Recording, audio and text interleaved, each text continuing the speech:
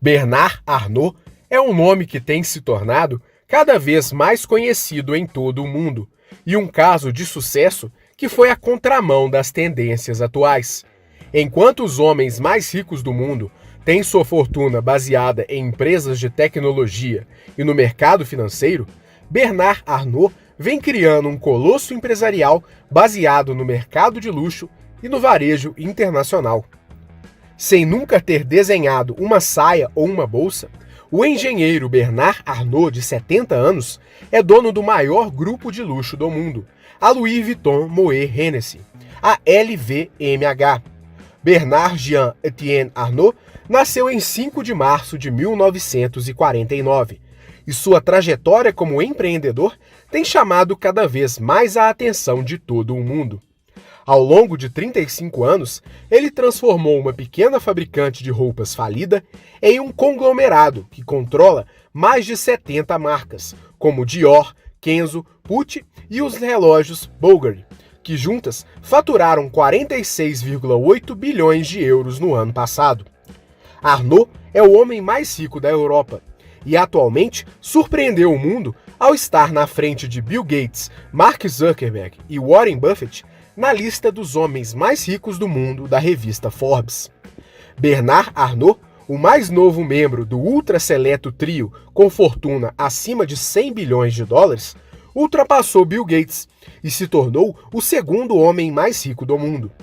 O francês, CEO da LVMH, entrou para o grupo dos 12 dígitos em junho deste ano e atualmente tem patrimônio líquido estimado em 103,3 bilhões de dólares, 200 milhões de dólares a mais que o fundador da Microsoft. De uma família rica do norte da França, perto da fronteira com a Bélgica, Arnault se formou na renomada escola de engenharia École Polytechnique, com o propósito de tocar os negócios de construção de sua família. Ao encerrar os estudos, ele ingressou na função pública em Paris e, posteriormente, optou pela carreira como engenheiro, iniciando na empresa de sua família, a Ferré-Savinel. Teve, então, uma ascensão notória, que começou com a promoção à direção de construção com apenas 25 anos. 3 anos depois, ele se tornou diretor-geral da empresa. E em 1978, aos 29 anos, chegou à presidência. Aos 32 anos, quando a esquerda chegou ao poder na França, certo de que a vida ficaria mais difícil para os empreendedores franceses, ele decidiu se mudar para os Estados Unidos e explorar o mercado imobiliário americano.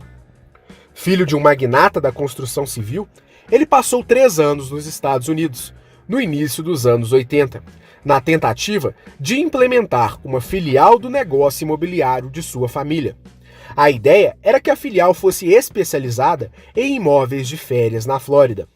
Ele chegou a construir um condomínio em Palm Beach, mas não teve sucesso.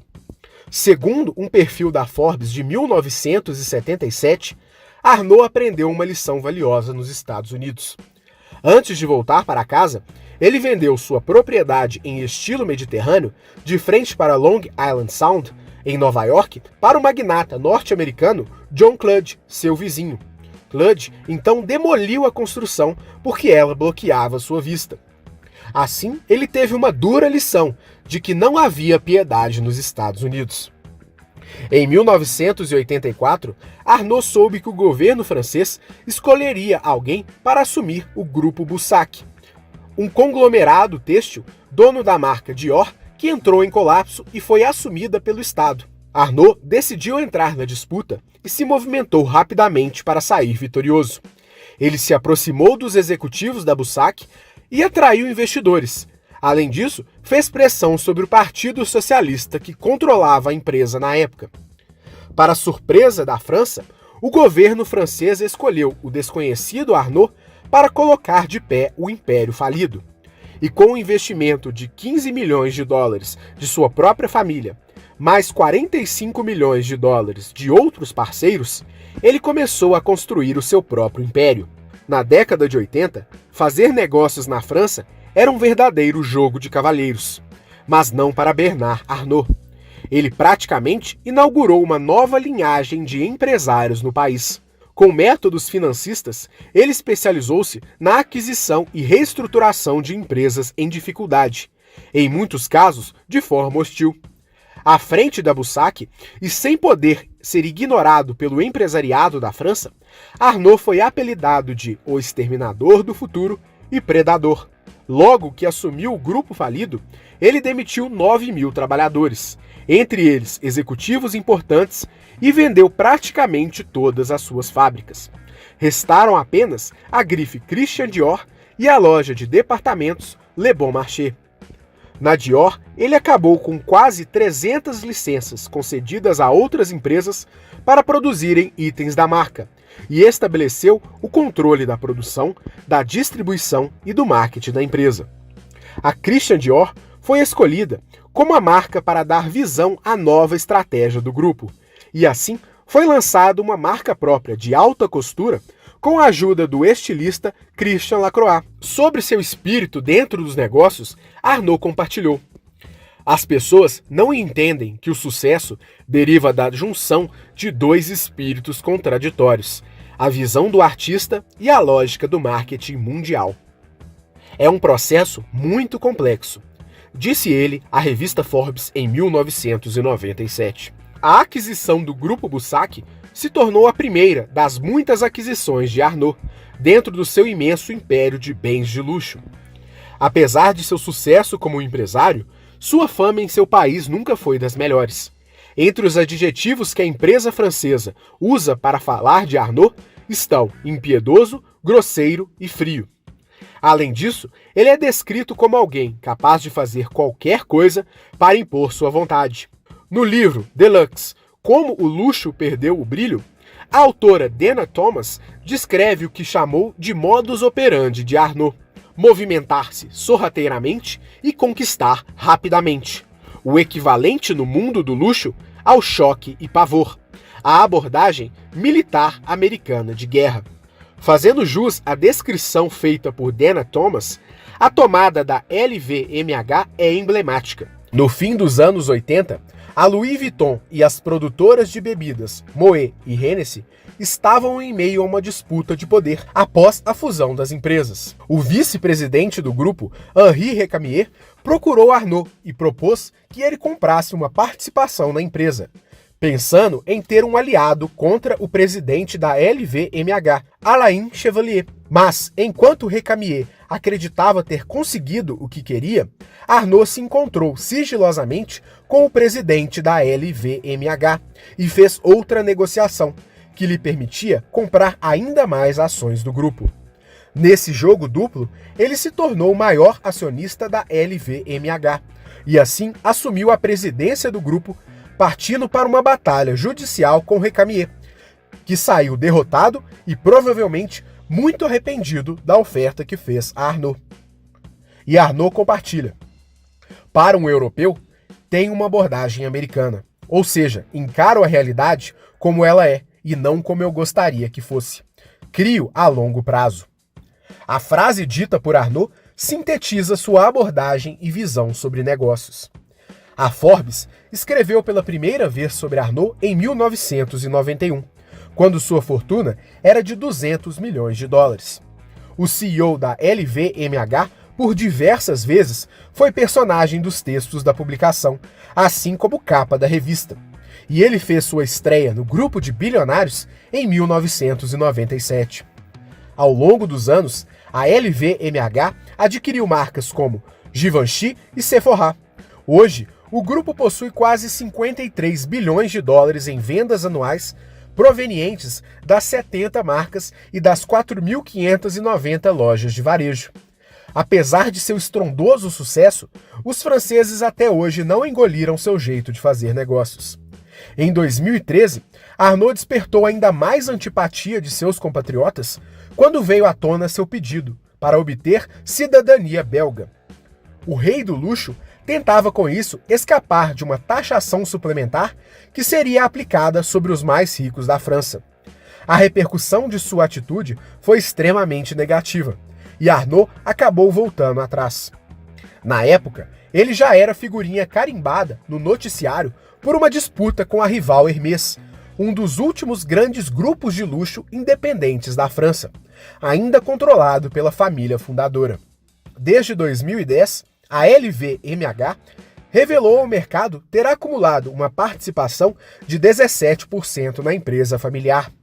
As ações foram compradas em uma operação com derivativos, de modo que o movimento não fosse declarado. Os controladores da Hermès foram pegos de surpresa e começaram uma campanha feroz para reverter a situação que colocou seu maior rival como o maior acionista externo da companhia. Na época, Arnault disse que a concorrente era uma empresa magnífica, para a qual ele só tinha boas intenções. O então presidente da Hermès, Patrick Thomas, comparou a investida do rival a um estupro. Em 2014, os dois lados chegaram a um acordo, e Arnault se comprometeu a vender sua participação e a não mais comprar ações da companhia. Enquanto disputava a Hermès, Arnault não estava parado. Entusiasta do setor de tecnologia, ele fez alguns investimentos em e-commerces que não foram muito longe, mas também injetou recursos em companhias como Netflix, Airbnb e Spotify.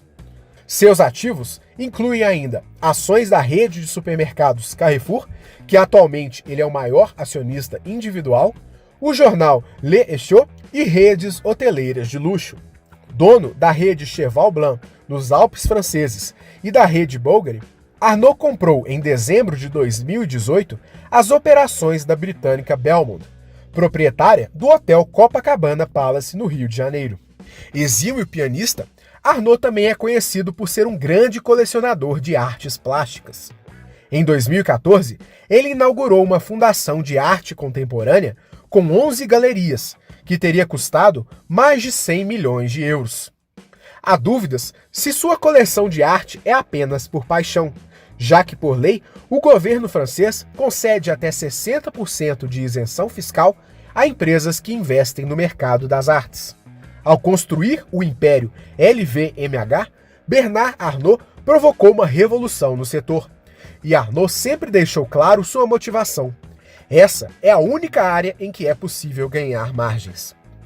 No ano passado, a margem operacional do grupo foi de 21,5%. Ao perseguir uma economia de escala, Arnault transformou a LVMH, cuja principal marca é a Louis Vuitton, fabricante de bolsas, mochilas e malas.